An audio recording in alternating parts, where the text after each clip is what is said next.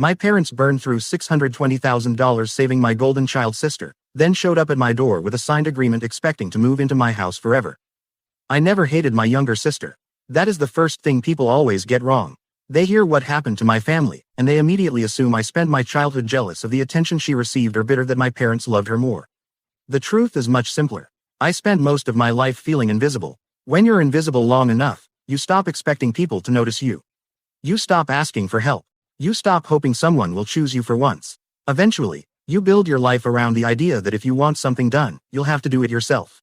That was my childhood. My name is Claire. I'm 33 years old, married, and until recently I thought my relationship with my parents had finally settled into something manageable. We weren't especially close, but we spoke every few weeks. We exchanged birthday gifts. We met for dinner on holidays. We kept everything polite because that was easier than talking about the past. Then one rainy Thursday evening, my parents arrived at my house carrying a folder that would destroy whatever relationship we still had. Inside that folder was a residency agreement. Not a request, not a conversation, a legally formatted document explaining how they would be moving into my home permanently beginning the following Monday. They had already signed it. All they needed was my signature. They truly believed saying no wasn't even an option. But to understand why they thought they could simply move into my house, you need to understand my family. My sister Emily was 6 years younger than me. From the day she was born, she became the center of everyone's universe. Family photos always featured Emily in the middle. Birthday parties were planned around Emily's schedule. Vacations were chosen based on what Emily wanted to do. If Emily cried, every adult rushed to comfort her. If I cried, someone usually asked me why I was making things harder for everyone else. At first I assumed every family worked that way. Children don't know they're being treated differently until they have something to compare it to. The first time I realized something wasn't right, I was 10 years old. I had spent months saving allowance money to buy a beginner's telescope. I loved astronomy. Every clear night I would lie in the backyard staring at the stars, wondering what existed beyond our tiny neighborhood. When I finally had enough money, my parents promised to take me shopping that Saturday. Friday afternoon, Emily decided she wanted a pony. Not a toy pony, an actual horse. She had seen one at a birthday party. She cried all evening because my parents said no. Saturday morning, instead of driving me to the store, we drove 2 hours to a horse ranch. My father spent the entire day trying to convince Emily that horseback riding lessons were just as exciting as owning one. By the time we got home, every store had closed. The telescope trip was forgotten. When I reminded my parents the following weekend, Mom smiled without looking up from the laundry. "We'll do it another time." Another time never came. That became the pattern. Every important moment in my life could be interrupted if Emily wanted something. When I made the honor roll in middle school, my parents skipped the ceremony because Emily had a dance recital rehearsal. When I earned a regional science award, they arrived an hour late because Emily wanted to stop for ice cream. When I graduated high school with scholarships covering nearly all of my college tuition, my father hugged me for less than 10 seconds before asking everyone to congratulate Emily for making the varsity cheerleading squad. Even relatives started noticing. One Thanksgiving my grandmother quietly pulled me aside while everyone else watched Emily open an expensive birthday present that somehow took over the entire holiday. She squeezed my hand. "You know they're proud of you, right?" I smiled because she was trying to help. But pride and support aren't the same thing. Being proud of someone means nothing if they always come second. College became my escape. I attended a university 3 states away, partly because of the scholarship and partly because I wanted to discover who I was without constantly being compared to my sister. Those 4 years changed everything. Nobody knew Emily. Nobody expected me to solve everyone else's problems. I worked 2 campus jobs, shared a tiny apartment with 3 roommates, graduated with almost no student debt. For the first time in my life, every success belonged entirely to me. Meanwhile, Emily stayed home. She switched college majors 4 times before dropping out altogether. My parents insisted she simply hadn't found her passion. Then came boyfriend number 1. He convinced her to invest nearly $30,000 into an online clothing business. The business disappeared within 8 months. My parents paid every penny of the debt. They called it helping her get back on her feet. A year later she wanted to become a lifestyle influencer.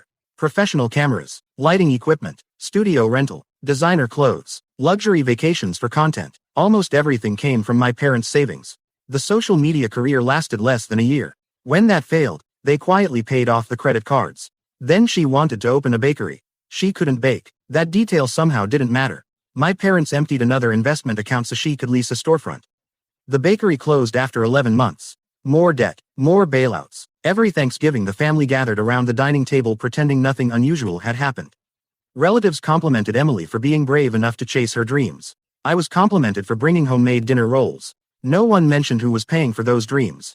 Whenever I carefully suggested that maybe Emily should experience the consequences of her own decisions, my mother became defensive. She's sensitive. She's learning. Families help each other. Those words became their favorite excuse. Families help each other. Except somehow that rule only traveled in one direction. When I bought my first car, nobody offered to help. When my furnace broke during my first winter as a homeowner, my husband and I emptied our emergency fund.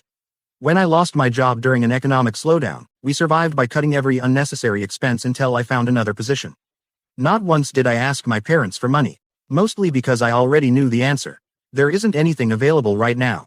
There never was, until Emily needed something. Then somehow hundreds of thousands of dollars appeared like magic.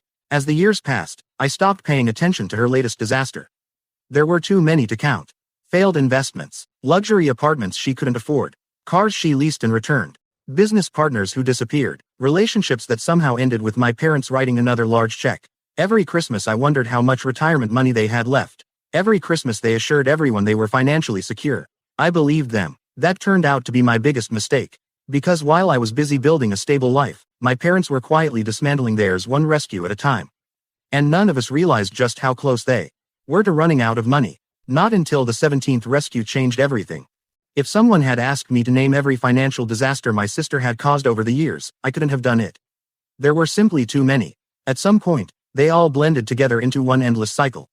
Emily would find a new dream. She would insist this one was different. My parents would believe every word. Money would disappear. The dream would collapse. Then everyone would pretend it had never happened. A few months later, the cycle would begin again. I remember asking my father once if he ever worried about retirement. He laughed. We've planned for years. We'll be just fine. Looking back, I realize he wasn't lying. He believed it. He genuinely thought there would always be enough money left. Neither of my parents understood how quickly $600,000 could disappear when every emergency was treated like the end of the world. By the time Emily turned 30, she had already gone through 16 major financial rescues. I didn't know the exact number then. I learned it later from one of my uncles. He had actually kept track because he couldn't believe what he was watching.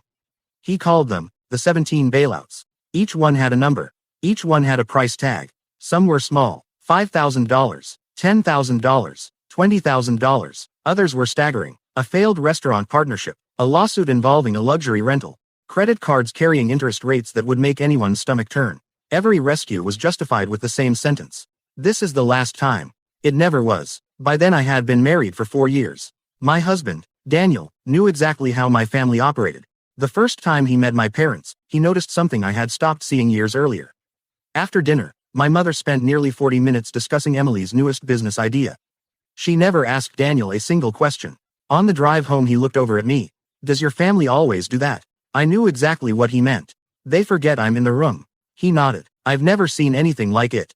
I shrugged. I'm used to it. He reached over and held my hand. I don't think you should be. That was one of the reasons I married him. He noticed things I had trained myself to ignore. Together we built a comfortable life. Nothing extravagant. We bought a 3-bedroom house in a quiet neighborhood. The mortgage was affordable. We both had stable careers. Instead of taking expensive vacations every year, we invested. Instead of upgrading our cars every few years, we drove them until they truly needed replacing. Friends joked that we were boring. We didn't mind. Boring meant peaceful. Peaceful meant sleeping at night without wondering how the bills would get paid. Then one afternoon my mother called. Her voice sounded unusually cheerful. Emily has another amazing opportunity. I nearly laughed. Those words had become a warning siren. What is it this time? It's a medical technology startup. Her friend from college invited her to become an early investor. I closed my eyes. Mom, does Emily know anything about medical technology? She doesn't have to. That's why there are experts. I tried to stay calm. How much does she need? There was a pause. Just a little help. Whenever my mother said, a little, it was never little. How much? Around $200,000. I nearly dropped the phone. $200,000 is not a little. It's an investment. No, I replied. It's gambling. She immediately became defensive. You never support your sister. I support responsible decisions. You've always been jealous. That sentence still amazed me. Jealous. I wasn't jealous of Emily. I was exhausted by her. I have to go, I said. Before hanging up, my mother sighed dramatically. I hope one day you'll understand what family means. The call ended. Daniel looked up from the kitchen. What happened? Apparently I'm anti-family because I don't think $200,000 should be handed to someone who's never finished anything.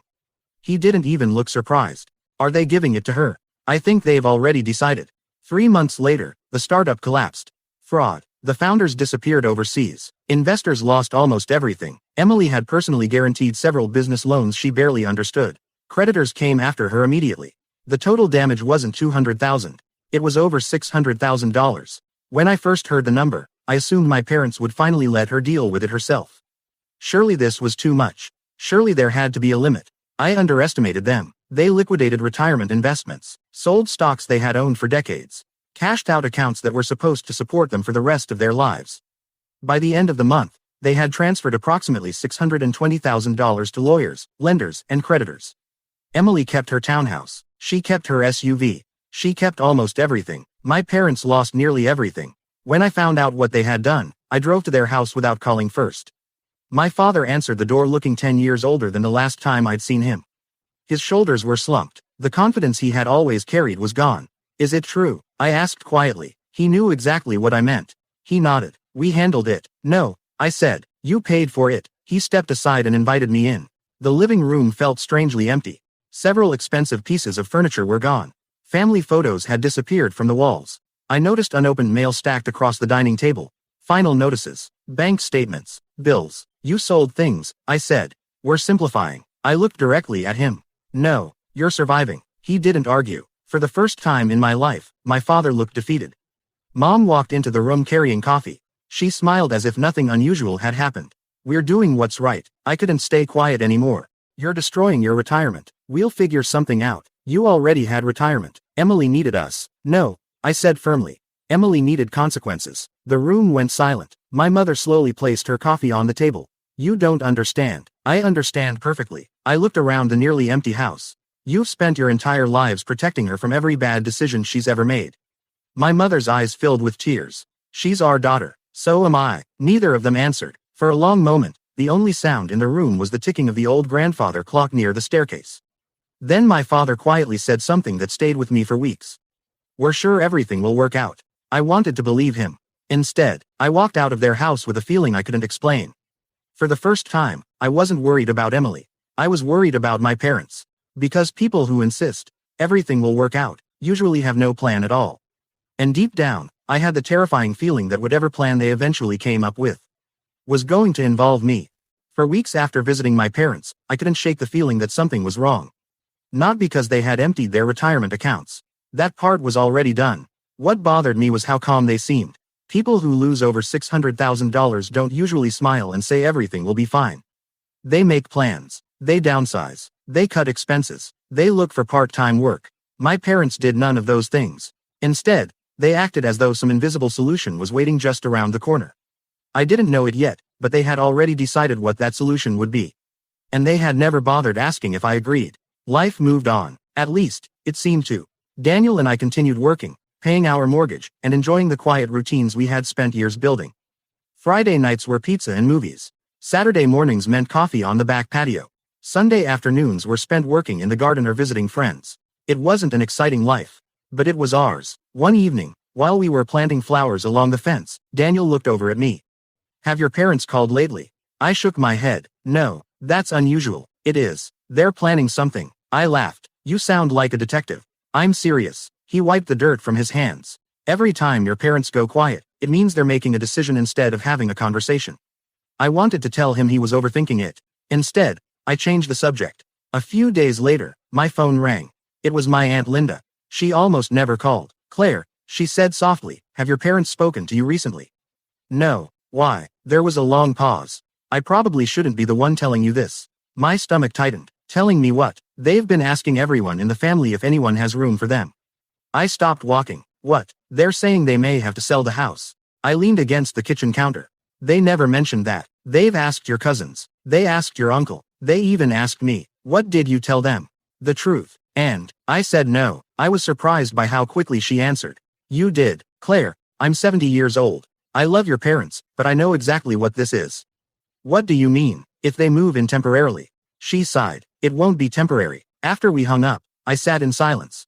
Daniel noticed immediately. What happened? I explained everything. He listened without interrupting. When I finished, he simply nodded. I knew it. What do? We wait. For what? For them to ask. What if they don't? He looked at me with an expression I couldn't quite read. They will. Another month passed. Then another. The house finally went on the market. My mother announced it on social media as though it were an exciting new chapter. Downsizing and embracing a simpler life. The comments poured in. So inspiring. What a wonderful decision. Less house means more freedom. Only a handful of relatives knew the truth. This wasn't downsizing. This was survival. The house sold surprisingly fast. They received less than they expected because they needed a quick sale. After paying the remaining mortgage and several outstanding debts, there wasn't much left. Certainly not enough to retire comfortably. Still, they never asked me for anything. Not money, not help, nothing. I almost convinced myself Daniel had been wrong. Then Thanksgiving arrived. My parents hosted dinner one last time before handing over the keys to the new owners. Emily was there. As usual, she arrived late. As usual, everyone waited for her before eating. She walked through the front door wearing designer clothes that cost more than my monthly grocery budget. A luxury handbag hung from her shoulder. She had a brand new SUV parked outside. I couldn't stop staring. Daniel noticed. You're wondering the same thing I am. How can she still afford all that? He nodded. If your parents lost everything paying her debts, then where is all this coming from? Dinner started awkwardly. Everyone avoided discussing finances. Instead, we talked about sports, movies, and holiday shopping. Then my uncle accidentally asked the question everyone else had been avoiding. So, Emily, how's work? She smiled proudly. I've decided to take some time off. I nearly choked on my drink. Time off. She nodded. I've been through a lot emotionally. My father smiled sympathetically. You deserve a break. I looked around the table. Was I the only person hearing this? She had just watched our parents destroy their retirement. And now she deserved a break. Halfway through dinner, Emily announced she was planning a vacation. A 3-week trip through Europe. Business class flights, luxury hotels, wine tours, private excursions. My mother actually clapped. That sounds wonderful, sweetheart. I couldn't stay quiet. Who's paying for that? The room froze. Emily looked offended. I saved. I stared at her. Since when? She folded her arms. Why are you interrogating me? Because mom and dad just emptied their retirement accounts. She rolled her eyes. That wasn't my fault. I laughed. Actually laughed. Everyone looked at me. It wasn't your fault. No. You chose every investment. I was misled. You signed every document. I trusted the wrong people. You borrowed money. They offered. You accepted. They wanted to help. Every answer somehow avoided responsibility. It was like arguing with someone who believed gravity only affected other people. My mother finally stepped in. Claire, enough. No. I looked directly at Emily. When are you paying them back? She blinked. What? The $620,000. Silence. Emily actually looked confused. As soon as I can. When will that be? She didn't answer. Instead, my father cleared his throat. We never expected repayment. I slowly turned toward him. You what? It was our choice. My voice stayed calm. So you've sacrificed your retirement? Yes. For someone who isn't even pretending she'll repay you. Mom reached across the table. We don't keep score in families. I stood up. No, you only don't keep score when it's her. Daniel quietly stood beside me. He knew exactly what was coming. I looked around the table one last time. I hope all of you remember this conversation. My father frowned. What does that mean? It means one day you're going to need help. My mother smiled sadly. We'll manage. I nodded. I hope so. Because I wasn't making a promise. I was making an observation. We left before dessert. As Daniel drove us home, neither of us spoke for several minutes. Finally, he broke the silence. They're going to ask you. I know. And what are you going to say? I looked out the window at the falling rain. I honestly don't know. 3 weeks later, I got my answer. Not with a phone call. Not with a text message. But with the sound of my doorbell ringing during the worst rainstorm of the year.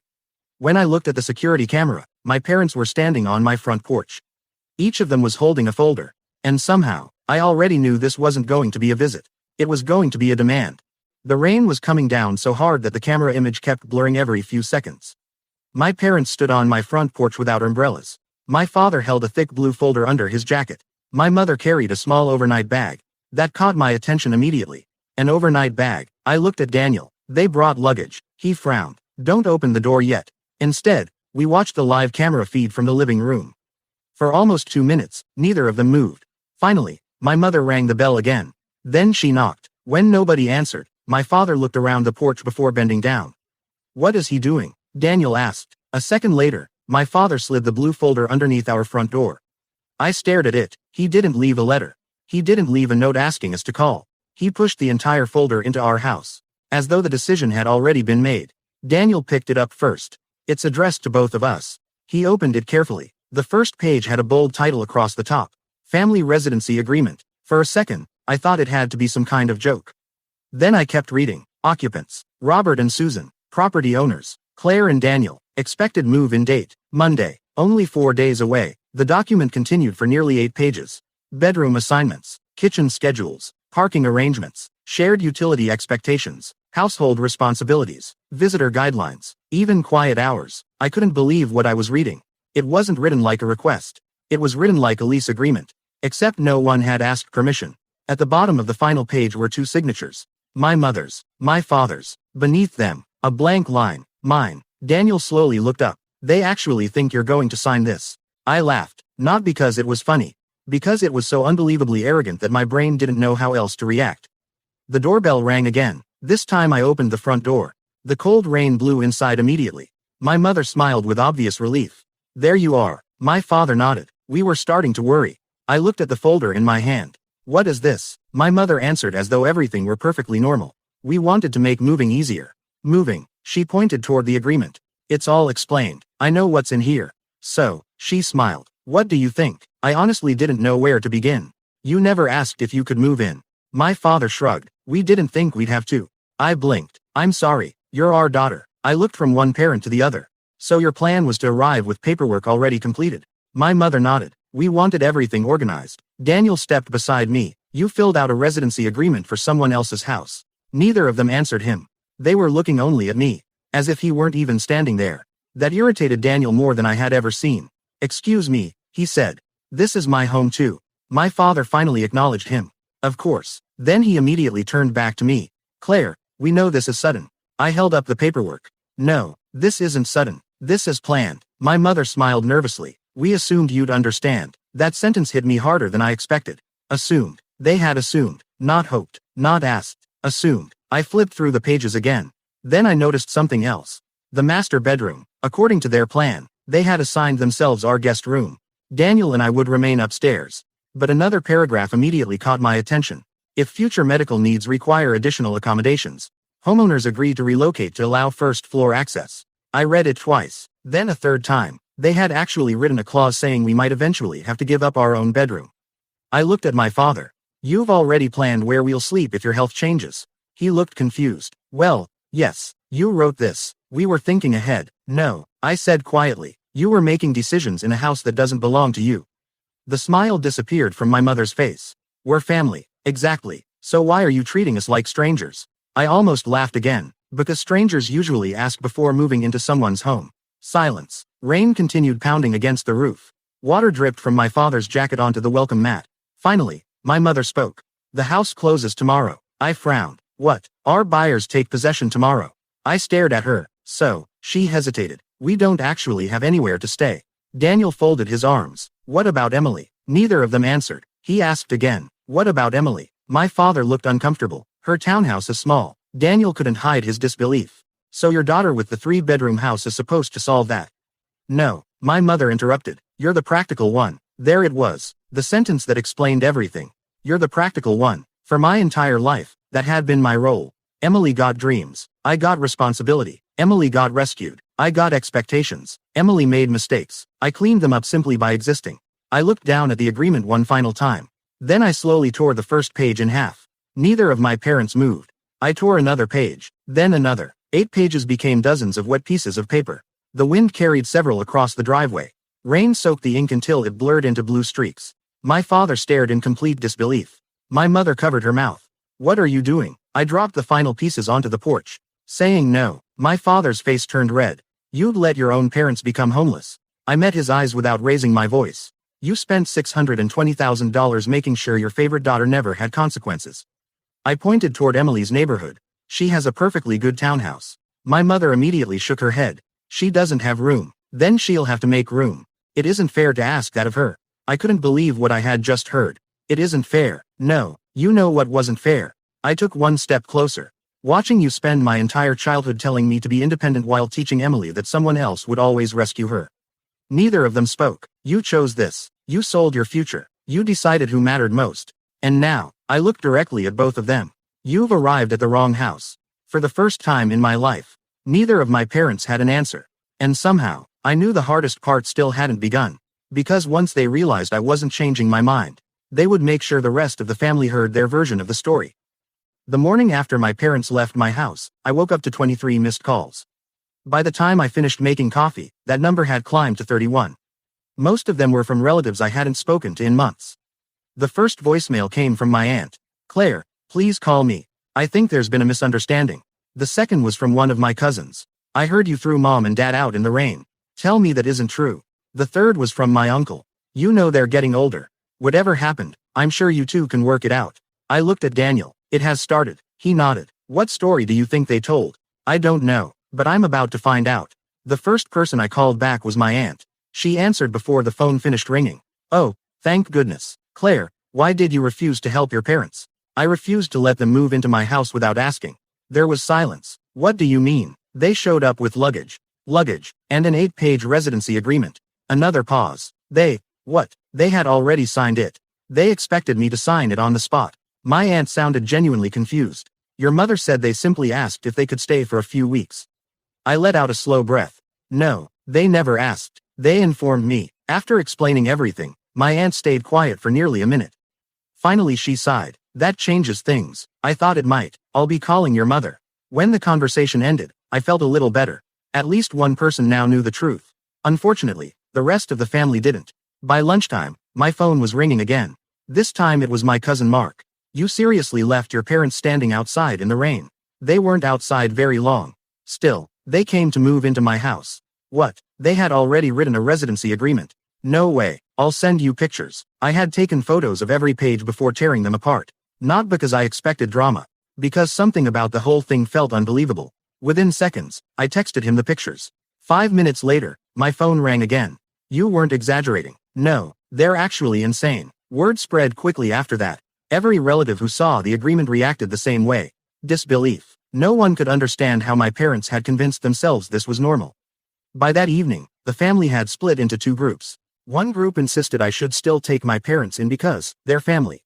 The other group agreed that my parents had crossed a line. The loudest voice, however, belonged to Emily. She called just after dinner. The moment I answered, she started yelling. "How could you do this?" I calmly placed the phone on speaker. Daniel sat down across from me. "I assume mom and dad called you. They're devastated. They're homeless. They're temporarily without a house. Because of you." I almost laughed. "No, because they emptied their retirement savings. They were helping me. They were enabling you. You've always been jealous." There it is again. What? That word. "I've never wanted your life, Emily. You wanted mom and dad's attention. I wanted parents." Silence. For a brief moment, neither of us spoke. Then she changed the subject. "They sacrificed everything for me." "I know. You should respect that." "I do. What I don't respect is expecting me to sacrifice my home because of it." Her voice became colder. "So you're just abandoning them?" "No, I'm expecting the person they rescued 17 times to rescue them once."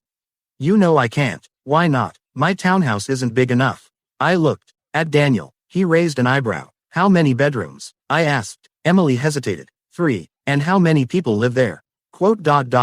Me. "So let me understand. You have 3 bedrooms." "Yes." "You live alone." "Yes. But somehow there's no room for 2 elderly parents." She didn't answer. Instead she snapped. "You're twisting everything." "No, I'm asking simple questions." She hung up. For the rest of the evening, my phone stayed quiet. I thought maybe the worst had passed.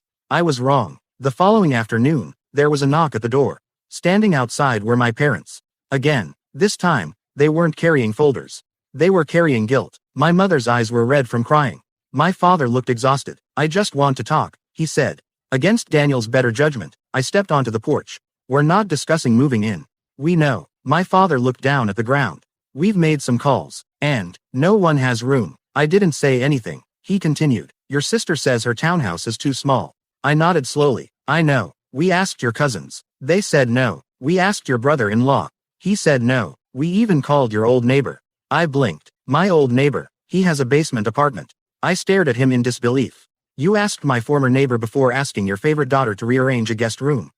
He didn't answer. Because he couldn't. The truth was too obvious. Emily still wasn't expected to sacrifice anything. Everyone else was. Finally, my mother whispered something I never thought I'd hear. "Maybe." She swallowed hard. "Maybe we made some mistakes." It was the closest thing to an apology I had received in 33 years. But it wasn't enough. Because she still wasn't taking responsibility. I looked at both of them. "You didn't make mistakes. You made choices. Over and over again. You chose Emily every single time. You chose to spend your retirement. You chose not to tell her no. And now you're choosing to pretend none of that has consequences. My father looked older than I had ever seen him. What are we supposed to do? For a long moment, I said nothing. Then I gave the only honest answer I had. The same thing you've expected me to do my entire life. He frowned. What? Figure it out. I stepped back inside and quietly closed the door. As I locked it, Daniel wrapped an arm around my shoulders. Do you think they'll finally go to Emily? I looked out the window and watched my parents slowly walk back to their car. I don't know, but they're running out of people to ask. What I didn't know was that later that same evening, Emily would finally receive a phone call she could no longer avoid. And for the very first time in her life, the rescue was going to be her responsibility. 3 days passed without a single phone call. No messages. No unexpected visits. For the first time in weeks, the silence felt almost peaceful. Daniel and I tried to get back to our normal routine. We went to work, cooked dinner together, spent our evenings watching old movies on the couch. I kept telling myself the situation had finally settled. Then Saturday morning arrived. Around 9 o'clock, my phone buzzed. It was my cousin Mark. His message was only 5 words. You're not going to believe this. Before I could reply, he called. Claire, are you sitting down? I am now. They moved into Emily's townhouse. I let out a slow breath. So she finally agreed. Mark laughed. Not exactly. What do you mean? They showed up with all their belongings. They didn't ask. No. They told her they had nowhere else to go. I closed my eyes. They used the same strategy. Exactly. What happened? You need to hear this. According to Mark, Emily had opened the front door expecting a quick visit. Instead, she found a moving truck parked at the curb. My parents had rented it the night before. Every piece of furniture they still owned was packed inside. Boxes, suitcases, kitchen supplies, family photo albums, everything. Emily stared at the truck in complete shock. What is all this? Mom smiled. We're home. Emily laughed because she thought it was a joke. Then my father started unloading boxes. That's when she realized they were serious. She immediately protested. You can't just move in. Mom looked genuinely confused. Why not? I live here. So, I wasn't expecting this. Dad smiled. Neither was your sister. Mark paused. Apparently Emily didn't appreciate hearing that. I can imagine. The argument lasted nearly an hour. Neighbors came outside to watch. Voices grew louder. Emily insisted she didn't have enough space. My parents reminded her they had sacrificed everything for her. She argued that she needed privacy. Mom answered with words that sounded painfully familiar. Families help each other. When Mark repeated that sentence to me, I couldn't help shaking my head. For decades, my parents had used those words to justify rescuing Emily. Now those same words were being used against her. Life has a strange sense of humor.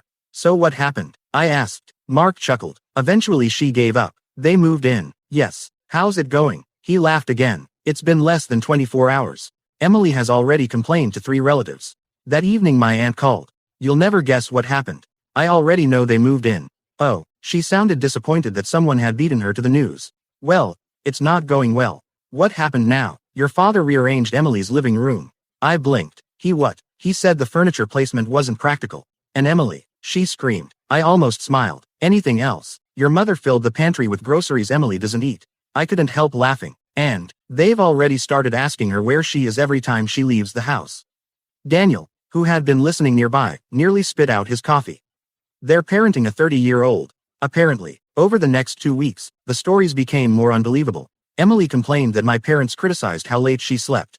They complained she ordered takeout too often. She complained they watched television too loudly. They complained she spent too much money. Every conversation ended the same way. No one was happy. One Sunday afternoon, I received another unexpected call. This time, it was my father. His voice sounded different, quieter, tired. Hello. Hi, Dad. I wanted to say something. I waited. You were right. Those 3 words hung in the air. He continued before I could answer. We should have told Emily no. I sat down slowly. It was the first genuine admission of responsibility I had ever heard from him. I don't expect you to forgive us, he said. But I understand now. What changed? There was a long silence. Finally he sighed. We're living with the consequences. I didn't know what to say. He laughed softly. Funny, isn't it? What is? For years we protected Emily from every consequence. Now we're experiencing all of them. I looked out the window at the garden Daniel and I had planted together. The flowers were beginning to bloom. Peacefully. Without chaos. Without drama. I'm sorry, my father whispered. Those words meant more to me than I expected. Not because they erased the past. Nothing could do that. But because they were finally honest. A week later, my mother called too. She apologized. Not for one specific moment. For years of choosing one child over the other, she admitted they had mistaken love for rescue. They believed protecting Emily meant loving her. Instead, they had prevented her from growing up. As for Emily, she eventually sold her luxury SUV. She returned to full-time work for the first time in years. She even started paying a portion of my parents' monthly expenses. It wasn't because she suddenly became generous. It was because she no longer had another choice. Consequences had finally arrived, not all at once, but steadily, quietly, just as they should have years earlier. Months later, our family gathered for another Thanksgiving. The atmosphere felt different. No one talked about investments. No one celebrated impossible dreams. Emily arrived in an ordinary sedan. She brought homemade dessert instead of expensive gifts. When dinner ended, she quietly walked over to me. "I owe you an apology." I looked at her. For what? For thinking everyone else was supposed to fix my life. I nodded. "Thank you." She smiled weakly. "I guess Mom and Dad finally stopped rescuing me." "No," I replied. "They simply ran out of money." She laughed. "So did I. For the first time in decades." It didn't feel forced. As Daniel and I drove home that night, he reached over and squeezed my hand. "You know," he said, "I think your family finally learned something." I looked out the window at the quiet streets passing by. "Maybe. What about you?" I smiled. "I learned something too." "What?" "Setting boundaries doesn't destroy a family." I looked back toward the road ahead. "It simply reveals whether there was ever a healthy family to begin with." And for the first time in my life, I wasn't the invisible daughter anymore. I was simply a woman who had finally chosen peace over guilt. And I have never regretted that choice.